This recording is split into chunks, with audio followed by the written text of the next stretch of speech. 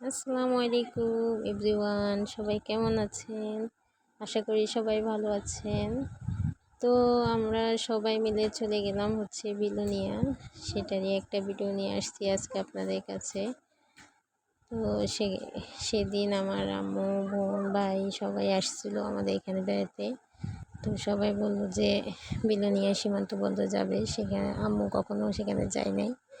আম্মু বলছে যে একটু দেখবে, তো সেই জন্যই আম্মুকে নিয়ে সবাইকে নিয়ে বিলোনিয়া চলে গেলাম।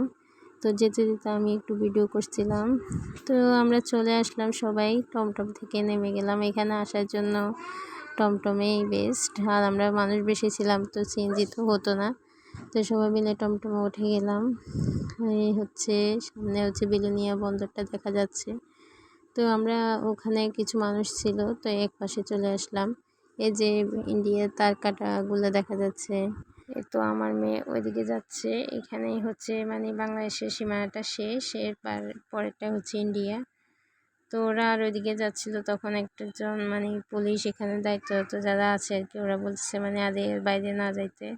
আর এখানে যে বাইরে ওই দূরে দেখা যাচ্ছে এগুলো মালপত্র যেগুলো আসে এগুলোকে এখানে নিয়ে মাপে কি স্কেল যে বলে, আমি আসলে ঠিক জানি না। তো আমরা এখানে কতক্ষণ ফটোশ্যুট করলাম। তো আমার আম্মু আর হাঁটতে পারছিল না, উনি বসে আছে।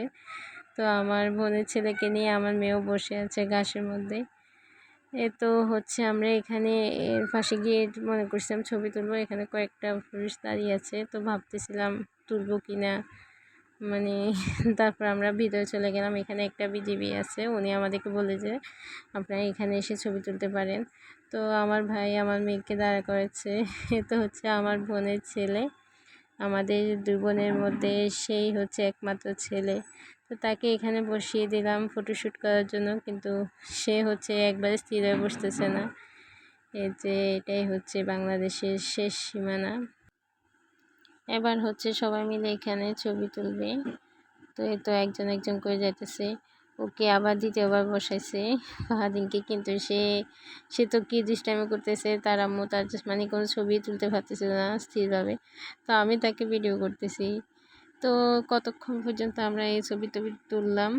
জায়গাটা যে আসলে এটাই, দেখানোর মতো তেমন কিছু নেই, তবুও সবাই যায়, তো আমরাও গেলাম।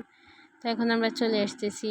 এখানে আমরা কোনো গাড়ি পাইনি, তাই হাঁটা শুরু করলাম। এখানে যে টমটমগুলো ছিল ওগুলো ছোট ছিল, তাই আমরা তো মানুষ বেশি। তো আমরা কয়েক মিনিট হাঁটার পর একটু দূরে গিয়ে আমরা বড় একটা টমটম পাই।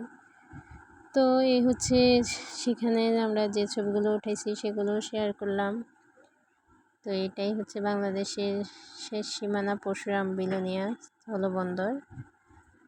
তো এখানেই বিদায় নিচ্ছি। আল্লাহ হাফেজ। কেমন লাগলো জানাবেন।